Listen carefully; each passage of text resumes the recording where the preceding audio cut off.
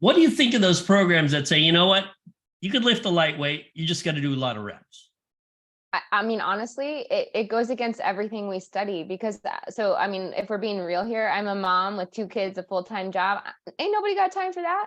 Like, I mean, when we think about the muscle, we're seeing potentially greater anabolic resistance younger, like in earlier ages than women. So why would you? Like, lifting heavier weights has a greater stimuli to the muscle, and it increases testosterone and growth hormone, which has a better effect. So, I mean, I think the question or the response, if we're playing devil's advocate, you might, if you're having, joint issues, or, that's when you might think about some of the, blood flow restriction or including some of those other things. But in reality, a lot of that we look at a lot of high intensity resistance training. It's actually better on your body because it's lower volume. So that would not be something I would start with, but obviously there's a time and place for everything. Although we don't know what that time and place is, right? Yeah, it wouldn't be for a woman with a job and kids and no time. I would not recommend. By the way, how old are your kids? 6 and 7. Are you training them? I mean, they are very active, and right now I'm working, they think that men are always stronger than women. So, we got to prove that a lot wrong. Well, just a short sidebar story, because I don't know if you'll do this with your kids. When our kids were little and we'd visit their grandparents in Iowa, we would take them to the local high school or grade school and make them run hills. And to them, they thought it was normal. That's what parents do. They bring their kids to the school. Okay, today we're going to run 20 hills or 10 hills or whatever. And then later on, when they get to high school and older, they're like, nobody makes anybody run hills. You made us run hills. And I think that's what you should do with your kids, Abbie. Take them to the damn track. And okay, today we're going to do 100-meter repeats with a 50-meter jog. And they'll be like, whoa, this is great. It's fun. So, I don't know what you do, but I think that would be great with your kids. Yeah, we do more like relay races, and it has to be some level of competition. Who's going to win? I have 2 little boys. And so, yeah, we definitely have that. Always on the go. I like that. Yeah, you got to push them, because otherwise they'll get lazy. Because you know how boys are. When they become teenagers, I don't even know if they'll listen to anyone. I was a teenager. Tony was a teenager. So good to know. We're not there yet. You got to mold them when they're young. Okay. Switching tack. You've done quite a bit of work on high intensity interval training. And there's always, well, it's not really a debate. It's usually, if you go on social media, if you're not doing high intensity interval training, all the other aerobic type training is a waste of time, which I've always thought is odd, because even elite endurance athletes don't just do high intensity interval training. They do a variety of it. So speak to the variety of different aerobic training modes, whether it's HIIT, whether it's sit, sprint interval training, or whether it's, I call it steady state cardio. Others call it tempo training. Others it seems like there's 1,000,001 ways to refer to these types of training. Mm-hmm. Yeah, I mean, so I am biased. We study a lot of HIIT, and the best way to describe it, so I'm a former endurance athlete. I still do a lot of moderate intensity exercise. But one advantage, or multiple advantages, of the high intensity interval training is that you get a faster bang for your buck. And so you see adaptations faster. And that's not only, our lab has shown an increase in muscle from aerobic exercise, which you don't often see from more of our moderate intensity steady state. We see an increase, significant changes in our metabolic health. So mitochondria, which impacts glucose. And then also kind of fatigue resistance. So for example, if I take someone that's untrained and they feel better after 1 or 2 sessions, that's a win, because maybe now they want to exercise more. And so the best way, it's a great thing to do if you have very little time and you actually either want to maintain your fitness or see some results. Whereas we all know, if you go out and do moderate intensity exercise, sometimes you feel pretty terrible or you're just fatigued.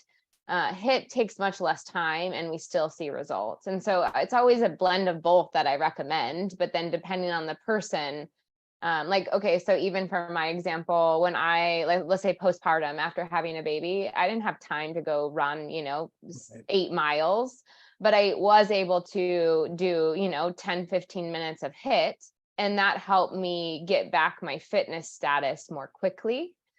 with less volume. So as I was kind of still postpartum or trying to, produce milk or whatever that may be. So it's more of a strategy. It's a strategy that I would use amongst lots of types of exercise. How often?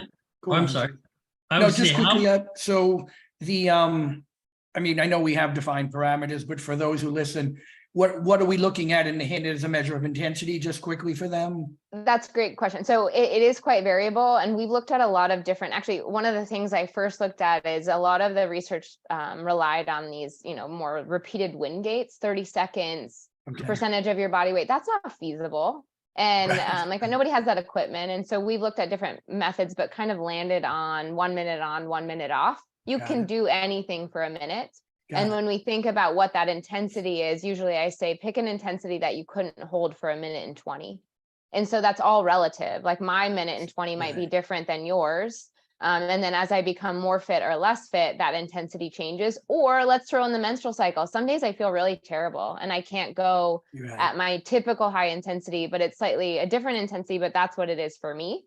And so we're still seeing benefit from that. It's higher than I would if I were just to do steady state, which then increases heart rate, which is really the driving factor. You hold a higher heart rate that you normally wouldn't be able to sustain.